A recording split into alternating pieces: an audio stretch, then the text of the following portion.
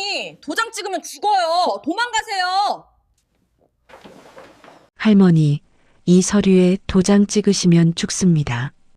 은행 창구 직원이 떨리는 손으로 건넨 쪽지였습니다. 바로 옆에선 며느리가 환하게 웃고 있었고 대기석엔 정장 입은 베트남 남자 2명이 저를 지켜보고 있었습니다. 쪽지를 펼치는 순간 심장이 멎는 줄 알았습니다. 지금 당장 도망치세요. 며느리 베트남에 남편이 있습니다. 절대 서류 사인하지 마세요.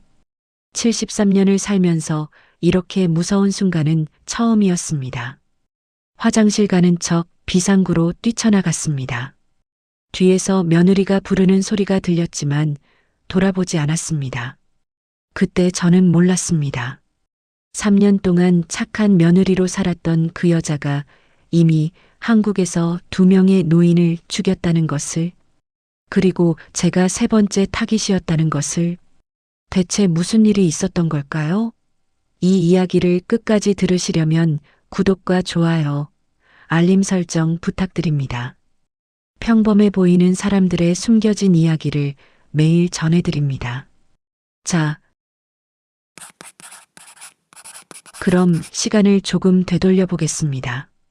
제 이름은 박순자, 올해 73입니다. 경기도 파주에서 40년째 배추 농사를 짓고 있습니다. 새벽 4시면 눈이 떠집니다. 아침 5시엔 밭에 나가 있습니다. 평생을 이렇게 살았습니다. 남편 없이 혼자 아들 하나 키우며 악착같이 살았죠. 아들 민수는 제 전부였습니다. 공부는 못했지만 착하고 성실한 아이였습니다. 건설 현장에서 일용직으로 일하며 돈을 모았습니다. 하지만 한 가지 걱정이 있었습니다. 아들이 40이 넘도록 장가를 못 갔다는 겁니다. 엄마, 저는 괜찮아요. 아들은 그렇게 말했지만 어미 마음이 편할 리 없었습니다. 밤마다 잠이 안 왔습니다. 이 아이 혼자 늙으면 어쩌나. 제가 죽고 나면 누가 밥을 해주나. 그러던 어느 날 아들이 말했습니다. 엄마, 저 결혼하려고요. 43세 나이에 처음 하는 결혼 이야기였습니다. 가슴이 뛰었습니다. 어디서 만났어? 누구야? 국제결혼 중개업체에서 소개받았어요. 베트남 여자분인데 사진 봤는데 예쁘고 착해 보여요. 베트남이라는 말에 잠시 놀랐지만 이내 생각을 바꿨습니다. 한국 여자들은 40 넘은 일용직 남자를 거들떠보지도 않았으니까요. 국적이 뭐가 중요합니까? 우리 아들한테 잘해주기만 하면 되는 거죠. 엄마가 뭐든 해줄게. 결혼 준비하자. 그렇게 3년 전 며느리 티엔이 우리 집에 왔습니다. 첫인상이 참 좋았습니다. 27곱의 나이에 얼굴도 예쁘고 눈웃음이 참 따뜻했습니다. 한국말은 서툴렀지만 열심히 배우려고 노력했습니다. 어머니, 안녕하세요. 저 티엔이에요. 잘 부탁드려요. 서툰 한국말로 인사하는 며느리를 보며 눈물이 났습니다. 우리 아들이 드디어 장가를 갔구나. 이제 외롭지 않겠구나. 결혼식은 조촐하게 치렀습니다. 파주 작은 식당에서 동네 사람들만 모아서 했습니다. 며느리는 하얀 한복을 입고 수줍게 웃었습니다. 순자야, 며느리 참 얌전하고 착해 보이더라. 50년 지기 친구 옥순이도 그렇게 말했습니다. 그래, 우리 아들 복 받았어. 그날 밤 저는 정말 행복했습니다. 40평생 혼자였던 아들에게 따뜻한 가족이 생겼다는 것이, 이제 제가 죽어도 아들이 외롭지 않을 거라는 것이. 우리 집은 파주 구시가지에 있는 낡은 주택이었습니다. 30평도 안 되는 작은 집이었지만 그래도 제 명의의 집이었습니다. 그리고 집 주변으로 1000평 정도 되는 밭이 있었습니다. 그런데 바로 그해 재개발 소식이 들렸습니다. 순자 할머니, 여기 다 재개발된대요. 보상금 엄청 나온대요. 동네 사람들이 수군거리기 시작했습니다. 며칠 후 구청에서 공문이 왔습니다. 보상금 예상액 7억 원. 제 평생 본 적 없는 큰 돈이었습니다. 이 돈이면 아들한테 제대로 된 집 한 채 사줄 수 있겠다는 생각이 들었습니다. 민수야, 이 돈으로 내 집 사자. 티엔이랑 둘이 살 집. 엄마 괜찮아요. 엄마가 쓰세요. 됐어. 엄마는 이 밭에서 죽을 때까지 살 거야. 너희 젊은 사람들이 제대로 된 집에서 살아야지. 며느리 티엔도 그 이야기를 듣고 기뻐했습니다. 어머니 감사해요. 우리 어머니 정말 최고예요. 그렇게 우리는 행복한 가족이었습니다. 적어도 그때까진 그렇게 믿었습니다. 티엔은 정말 좋은 며느리였습니다. 3년 동안 단 한 번도 불평한 적이 없었습니다. 새벽 5시면 저보다 먼저 일어나 밭에 나갔습니다. 한국말이 서툴렀지만 농사일은 금방 배웠습니다. 배추 심는 법, 물 주는 법, 잡초 뽑는 법. 하나하나 열심히 따라했습니다. 어머니, 제가 할게요. 어머니는 쉬세요. 허리 아프다고 하면 며느리가 대신 밭일을 했습니다. 저녁엔 베트남 음식을 해왔습니다. 어머니 건강 생각해서 만들었어요. 몸에 좋은 거예요. 쌀국수, 반새우, 월남쌈. 처음엔 낯설었지만 먹다 보니 맛있었습니다. 동네 사람들도 모두 티엔을 칭찬했습니다. 순자야, 너 며느리 복 제대로 받았다. 요즘 한국 며느리도 저렇게 안 해. 맞아. 시어머니한테 저렇게 잘하는 며느리 처음 봐. 장에 가면 사람들이 부러워했습니다. 티엔이 제 팔짱을 끼고 다니면서 한국말로 인사를 했거든요. 안녕하세요. 어머니 친구분이세요? 그럴 때마다 뿌듯했습니다. 우리 며느리 참 예쁘고 착하다고 자랑하고 싶었습니다. 아들 민수도 행복해 보였습니다. 일 마치고 집에 오면 티엔이 저녁 준비해 놓고 기다렸습니다. 부부 사이도 좋아 보였습니다. 엄마, 티엔이 만나서 정말 다행이에요. 제 인생이 바뀌었어요. 아들이 그렇게 말할 때마다 가슴이 벅찼습니다. 고생만 하던 아들이 행복해하는 모습을 보니 제가 다 기뻤습니다. 그렇게 3년이 흘렀습니다. 평화롭고 행복한 3년이었습니다. 그런데 최근 2주 전부터 뭔가 이상했습니다. 재개발 보상금 통지서가 정식으로 날아온 다음부터였습니다. 티엔이 자꾸 그 이야기를 꺼냈습니다. 어머니, 보상금 7억 원이나 된대요? 와, 정말 많다. 그래, 너희 집 사줄 거야. 고마워요, 어머니. 그런데 어머니, 세금 많이 나온대요. 제 베트남 친구가 그러는데 명의를 아들한테 미리 옮겨 놓으면 세금 덜 낸대요. 그래, 그럼 그렇게 해야겠네. 아니면 어머니, 제 명의로 잠깐 옮겨놨다가 나중에 다시 옮기는 것도 방법이래요. 외국인은 세금 혜택이 있대요. 그때부터였습니다. 티엔이 매일 보상금 이야기를 했습니다. 명예 이전 이야기를 자꾸 꺼냈습니다. 그리고 이상한 차를 끓여주기 시작했습니다. 어머니, 이거 베트남 전통 건강차예요. 어머니 나이에 정말 좋아요. 매일 드세요. 갈색 물이 든 컵을 건넸습니다. 냄새가 좀 이상했지만 며느리 정성인이 마셨습니다. 그런데 그 차를 마시고 나면 머리가 아팠습니다. 그리고 자꾸 깜빡깜빡했습니다. 어머니, 괜찮아요? 요즘 자주 깜빡하시는 것 같아요. 응? 내가? 아닌데. 아까 점심 뭐 드셨는지 기억나세요? 그게 뭐 먹었더라. 머릿속이 하얗게 비는 느낌이었습니다. 분명 점심을 먹었는데 뭘 먹었는지 기억이 안 났습니다. 어머니, 병원 가봐야 할 것 같아요. 치매 검사 받으세요. 치매라니. 저는 아직 정신 멀쩡한데 왜 자꾸 치매 이야기를 하는 걸까요? 그날 밤 화장실 가다가 우연히 봤습니다. 티엔이 거실에서 휴대폰으로 누군가와 베트남 말로 통화하고 있었습니다. 표정이 평소와 달랐습니다. 차갑고 냉정한 얼굴이었습니다. 전혀 모르는 사람 같았습니다. 뭔가 이상했습니다. 하지만 며느리를 의심하고 싶지 않았습니다. 3년 동안 그렇게 잘해줬는데 설마. 그래도 불안한 마음에 친구 옥순에게 전화했습니다. 옥순아, 티엔이가 요즘 좀 이상해. 내가 그럴 줄 알았어. 순자야, 솔직히 말할게. 나 예전부터 티엔이 좀 이상하다고 생각했어. 뭐가? 눈빛이야. 내가 안 볼 때 티엔이 눈빛이 차가워. 그리고 며칠 전에 봤는데 정장 입은 베트남 남자들이랑 골목에서 만나더라고.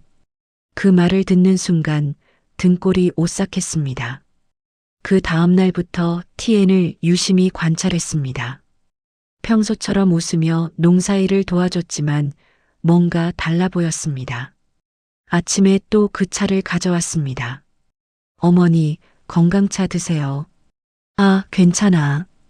오늘은 안 마실래. 왜요? 베트남에서는 이 차가 홍삼 같은 거예요. 매일 드셔야 효과 있어요. 자꾸 권했습니다. 마치 꼭 마셔야 한다는 듯이 그 모습이 이상했습니다. 나 배불러서 나중에 마실게. 그날 오후 밭에 나가려다가 급하게 화장실에 갔습니다. 이를 보고 나오는데 방에서 이상한 소리가 들렸습니다. 살짝 문틈으로 들여다봤습니다.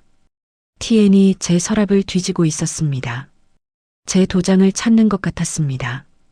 티엔아, 뭐하니? 깜짝 놀란 티엔이 황급히 서랍을 닫았습니다. 아, 어머니. 깜짝이야. 저기. 어머니 복약 봉투에 이름 써드리려고 도장 찾았어요. 복약 봉투는 한글로 쓰면 되잖아. 왜 도장이 필요해? 아, 그게 그냥 정식으로 찍어드리려고요. 말이 앞뒤가 안 맞았습니다. 며느리가 거짓말을 하고 있다는 걸 직감적으로 알았습니다. 그날 저녁 티엔이 설거지하는 사이 방을 수색했습니다. 티엔의 화장대 서랍을 열었습니다. 작은 비닐봉지가 나왔습니다. 하얀 알약들이 들어 있었습니다. 겉봉에 베트남어로 뭔가 적혀 있었는데 읽을 수가 없었습니다. 하나를 몰래 꺼내 손수건에 싸서 숨겼습니다. 내일 약국에 가서 물어봐야겠다고 생각했습니다. 밤이 되었습니다. 티엔이 또 차를 가져왔습니다. 어머니, 오늘 차 안 드셨죠? 꼭 드세요. 알았어. 나중에 마실게. 티엔이 나간 사이 차를 화분에 버렸습니다. 그리고 거짓말로 말했습니다. 다 마셨어. 어머니 정말 잘하셨어요. 매일 이렇게 드셔야 해요. 그 눈빛이 너무 차가웠습니다. 며느리가 아니라 낯선 사람을 보는 것 같았습니다. 다음 날 아침 약국에 갔습니다. 어제 숨겨둔 알약을 약사에게 보여줬습니다. 이게 뭔지 좀 봐주시겠어요? 약사가 알약을 자세히 들여다보더니 표정이 굳어졌습니다. 할머니, 이거 어디서 났어요? 그게 집에 있길래. 이거 수면제예요. 그것도 용량이 센 거. 의사 처방 없이 구할 수 없는 약인데. 누가 드시는 거예요? 아, 제가요. 할머니, 이 약 절대 드시면 안 돼요. 이거 장기 복용하면 치매 증상 나타날 수 있어요. 그리고 과다 복용하면. 약사는 말을 흐렸지만 저는 알았습니다. 죽을 수도 있다는 뜻이었습니다. 머리가 하얘졌습니다. 티엔이 나한테 이걸. 집으로 돌아오는 길에 다리가 후들거렸습니다. 3년 동안 저를 극진히 돌봐준 며느리가 사실은 그날 저녁 티엔이 웃으며 말했습니다. 어머니, 내일 은행 가요. 은행? 왜? 재개발 보상금 나오기 전에 절세 상담 받아야 해요. 제가 은행에 예약했어요. 내일 11시에 같이 가요. 나 혼자 가도 되는데. 안 돼요. 어머니 요즘 깜빡깜빡 하시잖아요. 제가 같이 가야 해요. 그 말투가 평소와 달랐습니다. 부드러운 척하지만 강요하는 느낌이었습니다. 밤에 옥순에게 전화했습니다. 옥순아, 나 무서워. 티엔이가 나한테 이상한 약을 먹이고 있었어. 뭐? 순자야, 당장 경찰에 신고해. 증거가 없어. 그리고 만약 내가 잘못 생각한 거라면 아니야. 내 직감을 믿어. 내일 은행 간다고? 절대 혼자 가지 마. 내가 같이 갈게. 아니야. 티엔이가 눈치챌 거야. 나 혼자 갈게. 다음 날 아침이 밝았습니다.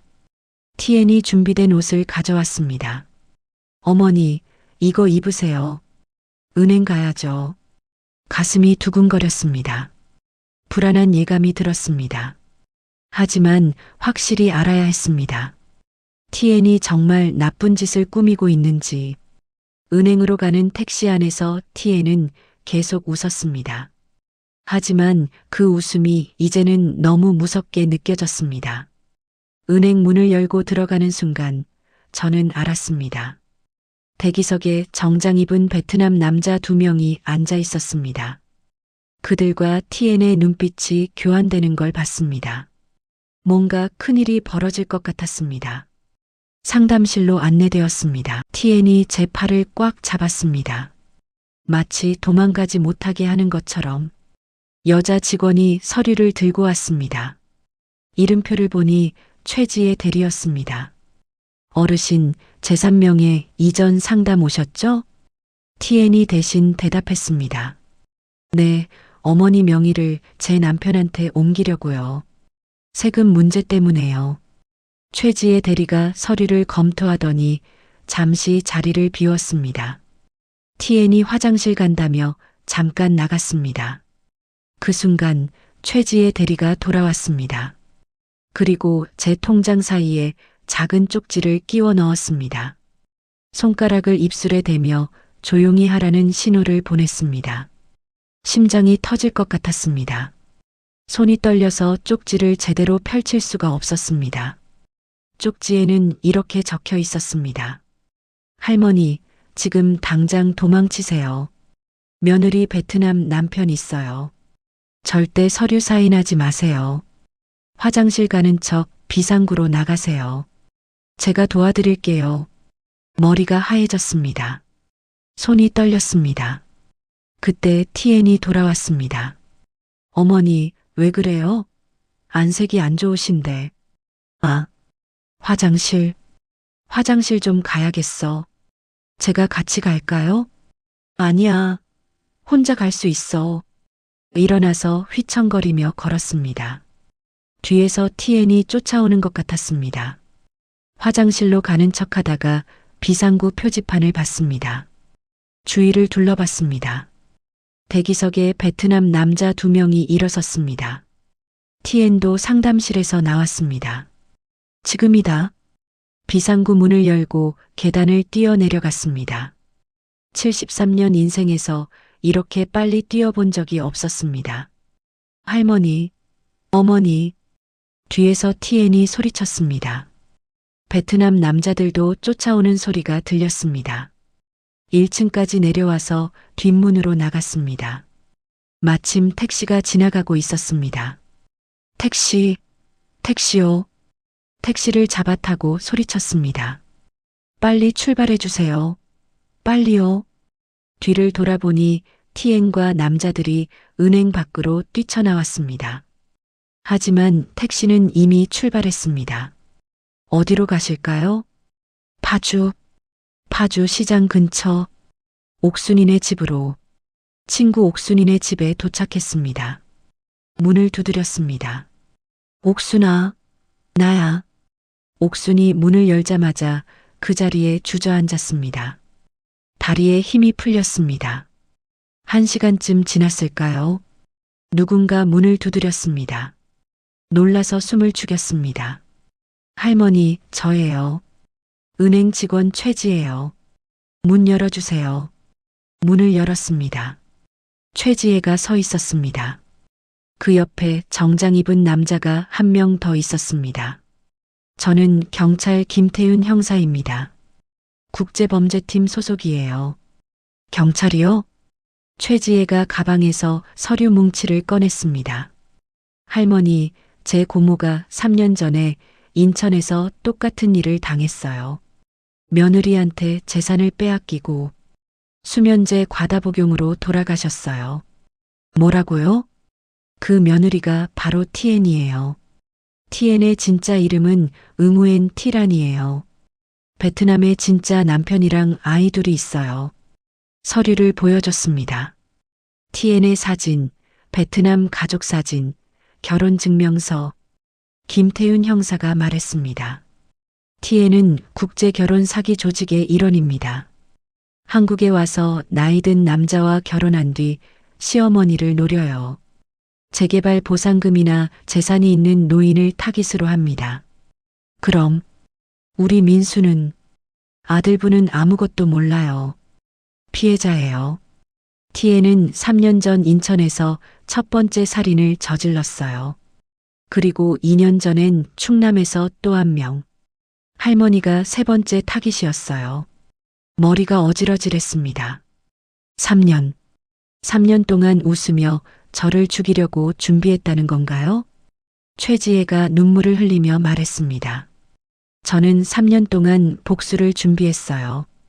은행에 취직해서 TN의 계좌를 추적했어요. 오늘 할머니가 오신다는 걸 알고 기다렸어요. 김태윤 형사가 말했습니다. 지금부터 작전을 짜야 합니다. TN과 조직원들을 모두 잡으려면 할머니의 도움이 필요합니다. 위험할 수 있습니다. 하지만 이들을 잡지 않으면 또 다른 할머니가 희생됩니다. 저는 고개를 끄덕였습니다. 떨리는 손을 꽉 쥐었습니다. 하겠습니다. 저 같은 사람이 또 나오면 안 되잖아요. 이제 싸워야 할 때였습니다.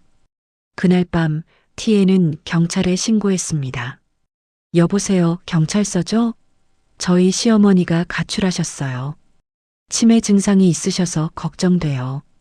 다음 날 아침 동네 방송이 울렸습니다. 박순자 할머니 73세 가출하셨습니다. 치매 증상이 있으시니 발견하시면 연락 바랍니다. 제 목소리가 온 동네에 퍼졌습니다. 치매 환자 취급을 받고 있었습니다. 옥순이 집에서 창문 밖을 내다봤습니다. 티엔이 동네 사람들에게 둘러싸여 울고 있었습니다. 어머니가 갑자기 은행에서 사라지셨어요. 요즘 자주 헛소리 하시고 깜빡깜빡 하셨는데 제가 미처 몰랐어요. 제 잘못이에요. 눈물을 흘리며 연기하는 티엔의 모습이 보였습니다. 너무나 완벽한 연기였습니다. 아이고, 며느리가 얼마나 고생이 많아. 베트남에서 시집와서 3년 동안 극진히 모셨는데 순자네 할머니 요즘 이상하더라니. 치매였구나. 동네 사람들이 모두 TM 편이었습니다. 제가 치매 걸린 할머니가 되어버렸습니다. 김태윤 형사가 말했습니다. 조직이 움직이고 있습니다. TM만의 범행이 아니에요. 뒤에 큰 조직이 있어요. SNS도 확인해 보세요. 옥순이 휴대폰을 보여줬습니다. TN의 SNS에 글이 올라와 있었습니다. 한국에 시집 온 지 3년. 시어머니를 친엄마처럼 모시며 살았습니다. 새벽에 일어나 농사일 도와드리고 한국말 배우며 열심히 살았습니다. 그런데 오늘 시어머니가 갑자기 사라지셨어요. 치매가 의심된다고 하네요. 너무 걱정됩니다. 어머니, 제발 무사히 돌아오세요. 사진도 함께 올라와 있었습니다. TN이 저를 부축하며 웃고 있는 사진, 함께 농사 짓는 사진, 밥 먹는 사진, 댓글이 수백 개 달려 있었습니다. 며느리가 정말 효녀네요. 힘내세요. 베트남에서 와서 3년 동안 저렇게 모셨는데 할머니 무사히 찾으셨으면 좋겠어요. 요즘 한국 며느리도 저렇게 안 하는데. 최지혜가 분노에 떨었습니다. 저 여자가 저렇게 완벽하게 연기를 해요. 우리 고모도 똑같았어요. 동네 사람들 모두 며느리 착하다고 칭찬하다가 고모가 돌아가신 뒤에야 알았죠. 더 큰 문제가 생겼습니다. 아들 민수가 전화를 걸어왔습니다. 엄마, 어디 계세요? 티엔이가 얼마나 걱정하는데요? 민수야, 엄마 말 들어봐. 티엔이가 엄마 요즘 이상하셨잖아요. 깜빡깜빡 하시고 헛소리 하시고 병원 가봐야 해요. 치매 검사 받으세요. 아니야. 그게 다 티엔이가. 엄마, 티엔이가 3년 동안 얼마나 엄마한테 잘했는데요. 새벽에 일어나서 농사일 도와주고 베트남 음식 해드리고 제발 좀 그러지 마세요. 아들마저 저를 믿지 않았습니다. 오히려 제가 정신 나간 사람 취급을 받고 있었습니다. 민수야, 엄마 집으로 돌아오세요. 티엔이가 기다리고 있어요. 그리고 병원 예약했어요. 내일 치매 검사 받으러 가요. 전화가 끊겼습니다. 김태윤 형사가 침통한 표정으로 말했습니다. 조직이 빠르게 움직이고 있어요. 언론 플레이도 시작했습니다.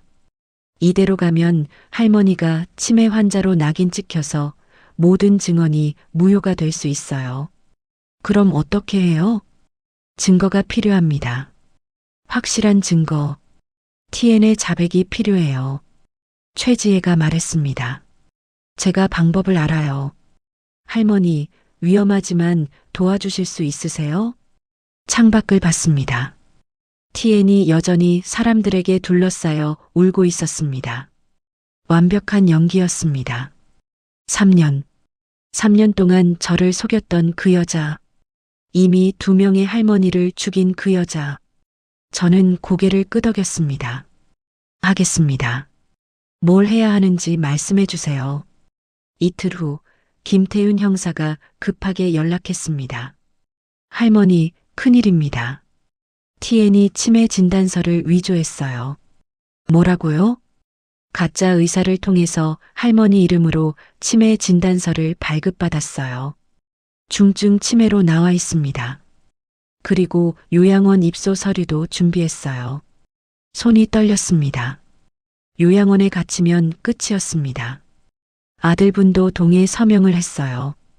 TN이 민수 씨한테 할머니 건강이 위험하다고 설득했나 봐요. 민수가 그걸 최지혜가 컴퓨터 화면을 보여줬습니다. 어느 요양원 홈페이지였습니다. 여기에요. 파주 외곽에 있는 요양원인데 조사해보니 이 요양원 원장이 조직과 연결돼 있어요. 3년 전 충남 피해자도 여기 입소했다가 말을 잇지 못했습니다. 그 할머니가 어떻게 됐는지 알 수 있었습니다. 김태윤 형사가 말했습니다. 요양원에 들어가면 외부와 차단됩니다. 면회도 통제되고 그리고 약물 투여도 쉬워지죠. 수면제를 과다 복용시켜도 치매 환자니까 사고사로 처리됩니다. 등골이 오싹했습니다. 그럼 저는 어떻게 해요? 입소 날짜가 모레예요. 그 전에 작전을 실행해야 합니다. 그날 밤 옥순이 창밖을 보다가 소리쳤습니다. 순자야, 저기 봐. 집 앞에 차가 한 대 서 있었습니다. 베트남 남자 2명이 집 주변을 서성이고 있었습니다. 감시하고 있어요. 김태윤 형사가 말했습니다. 할머니가 도망가지 못하게 지키는 거예요. 조직이 본격적으로 움직이기 시작했어요. 다음 날 아침 민수한테서 문자가 왔습니다. 엄마, 내일 요양원 입소해요. 엄마 건강 위해서예요. 제발 이해해 주세요. TN이가 엄마한테 제일 좋은 곳 알아봤어요. 손이 떨려서 휴대폰을 제대로 잡을 수가 없었습니다. 친아들이 저를 요양원에 최지혜가 또 다른 서류를 보여줬습니다. 할머니, 이것도 봐야 해요. 재개발 보상금 명의 이전 서류예요. 어제 구청에 접수됐어요. 뭐라고요? 제가 서명한 적 없는데 도장이 찍혀 있어요. 할머니 도장. 며느리가 언제 제 도장을? 김태윤 형사가 심각한 표정으로 말했습니다. 이틀 후면 명의가 민수 씨 앞으로 넘어가요. 그리고 할머니는 요양원에 갇히고 그 다음엔 말을 하지 않았지만 알 수 있었습니다.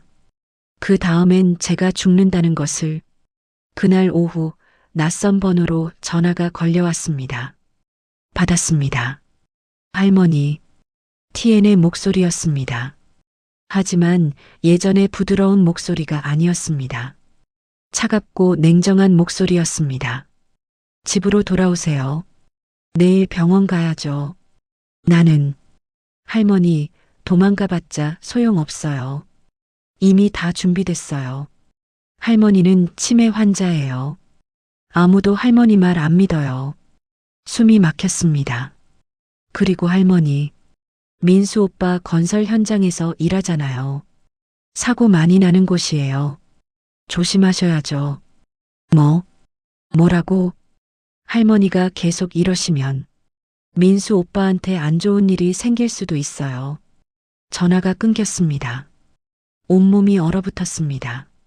아들을 협박하고 있었습니다. 형사님, 민수가 위험해요. 김태윤 형사가 급히 전화를 걸었습니다. 민수 씨 현장에 경찰 배치하겠습니다. 걱정 마세요. 하지만 걱정이 안 될 수가 없었습니다. 제 아들이 제 때문에. 최지혜가 제 손을 꽉 잡았습니다. 할머니, 이제 끝낼 시간이에요. 내일 작전 실행해요. 할머니가 직접 TN을 만나는 거예요. 내가 TN을. 네. 유치장 면회 가는 거예요. 그리고 할머니가 TN한테 직접 물어보세요. 왜 이랬냐고. 그동안 뭐였냐고. 그럼 TN이 자백할까요? 최지혜가 작은 안경을 꺼냈습니다. 이 안경에 카메라가 달려 있어요. 할머니가 이걸 쓰고 면회 가세요. 그리고 우리가 실시간으로 생중계할 거예요. 유튜브로. 생중계요? 김태윤 형사가 고개를 끄덕였습니다. TN은 자신이 이겼다고 생각할 거예요. 그래서 방심할 겁니다. 그때 진짜 모습을 보여줄 거예요. 전 국민이 보는 앞에서. 가슴이 두근거렸습니다. 무서웠지만 이제 물러설 곳이 없었습니다. 하겠습니다. 다음 날 오전 10시 경찰서 유치장 면회실이었습니다. 카메라가 달린 안경을 썼습니다. 최지혜가 휴대폰으로 유튜브 생방송을 시작했습니다. 방송 제목은 이렇게 달았습니다. 73세 할머니가 밝히는 국제 결혼 사기의 진실. 유리 너머로 TN이 들어왔습니다. 수갑을 찬 모습이었습니다. 하지만 TN은 웃고 있었습니다. 여유로운 미소였습니다. 마치 이미 이겼다는 듯한 표정이었습니다. 전화기를 들었습니다. TN도 전화기를 들었습니다. 어머니, 오셨네요. 그 목소리가 3년 동안 들었던 부드러운 목소리가 아니었습니다. 차갑고 냉정한 목소리였습니다. TN아. 아니, 란이라고 해야 하나. 편하신 대로 부르세요. 어차피 상관없으니까. 가슴이 무너졌습니다. 3년 동안 정말 한순간도 진심이 아니었던 걸까요? 왜 이랬어? TN이. 아니, 란이 웃었습니다. 비웃는 표정이었습니다. 왜요? 일이니까요. 일이라니. 할머니, 미안하지만 전 처음부터 할머니를 이용할 생각이었어요. 민수 오빠도 할머니도 다 돈 때문이었죠. 실시간으로 댓글이 올라오기 시작했습니다. 조회수가 빠르게 올라가고 있었습니다. 베트남에 남편 있어요. 아이도 둘 있고요. 한국 온 지 3년 동안 한 번도 그들 생각 안 한 적 없어요. 빨리 돈 벌어서 돌아가고 싶었죠. 그럼 우리 민수는? 민수 오빠요? 솔직히 관심 없었어요. 40 넘은 일용직 남자. 그냥 돈 벌 수단이었죠. 손이 떨렸습니다. 하지만 계속 물어야 했습니다. 3년 동안 새벽에 농사일 도와준 것도 베트남 음식 해준 것도 다 거짓이었어? 연기죠, 뭐. 할머니 믿게 만들려고요. 한국 노인들 단순해요. 조금만 잘해주면 금방 믿어요. TN의 눈빛이 더 차가워졌습니다. 인천 할머니 알아요? 3억 받았어요. 충남 할머니는 4억. 할머니는 5억이라 제일 큰 건이었죠. 성공했으면 베트남 가서 집 2채 더 살 수 있었는데 조회수가 10만을 넘었습니다. 댓글이 폭주하기 시작했습니다. 이게 진짜야? 신고했어요. 경찰 어디 있어요? TN이 계속 말했습니다. 마치 자랑이라도 하듯이. 그 인천 할머니 알아요? 수면제 먹이고 요양원 보냈죠. 한 달 만에 죽었어요. 치매 환자라서 사고사로 처리됐고요. 그럼 나도 당연하죠. 요양원 가면 한 달이면 끝나요. 깨끗하게. 아무도 의심 안 해요. 늙은 사람 죽는 거 흔한 일이잖아요. 유리창을 사이에 두고 TN을 똑바로 봤습니다. 3년 동안 거짓말하면서 힘들지 않았어? TN이 웃었습니다. 처음엔 좀 힘들었죠. 근데 익숙해지니까 쉬워요. 어차피 할머니들 몇 년 후면 죽을 사람들이에요. 우리가 조금 빨리 가져가는 것뿐이죠. 그 순간 면회실 문이 열렸습니다. 김태윤 형사와 다른 형사들이 들어왔습니다. 의무엔 T란 살인 및 살인미수, 사기, 위조 등의 혐의로 긴급 체포합니다. TN의 얼굴이 창백해졌습니다. 뭐예요? 김태윤 형사가 휴대폰을 보여줬습니다. 유튜브 실시간 방송 화면이었습니다. 조회수 300만이 넘어가고 있었습니다. 지금 전국에 생중계됐어요.